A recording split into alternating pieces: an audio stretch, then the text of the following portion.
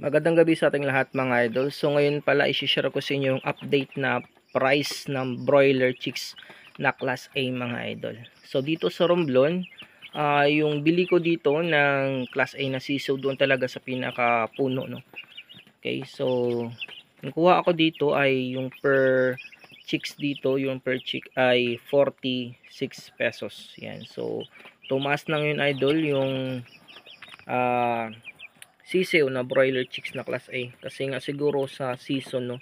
So kasi tag-ulan ngayon, kaya siguro tumaas yung presyo ng mga sisiw. Yan yung price ngayon ng broiler chicks. Okay, so class A yan idol ha. So hindi ko alam kung ano yung mga price ng mga class B at class C. Pero sa akin lang, huwag kayo magpili ng ganun ha.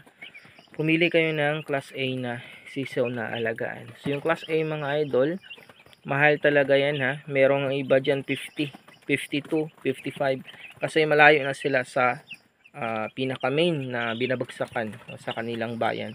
Kasi ako, doon na talaga ako sa pinaka main nagkuha, hindi na ako doon sa pinaka retail kasi medyo mahal na doon. Okay, para magmura kayo idol, pag bumili kayo, pumunta na kayo doon sa inyong city na.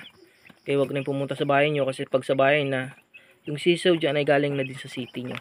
Okay, so prefer ko sa inyo na pumunta na kayo dun sa pinaka city nyo. Yan, para makalis kayo idol ng presyo. Okay, makatipid kayo. Yan, so ating mga broiler chicks. Yan yung update natin ngayon. Tag-ulan mga idol, no. Medyo tumaas ng 4 pesos yung kada piraso. Dati kasi 42 pesos lang to eh. Pero okay lang din, sulit lang din mga idol. Pero napaka-delikado kasi merong namatay sa akin dito ng mga sisiw kasi nga siguro nung time na nilabas ito, in-unload doon sa barko, umuulan, umaambon. Kaya yung iba dito, ano pa lang 1 day old, may na mga namatay na. So iniiwasan natin, no? Kasi dapat ingatan dapat nila din yung ating mga sisiw. Kasi kahit class A pa yan, kung abuti ng ambon yan idol, no?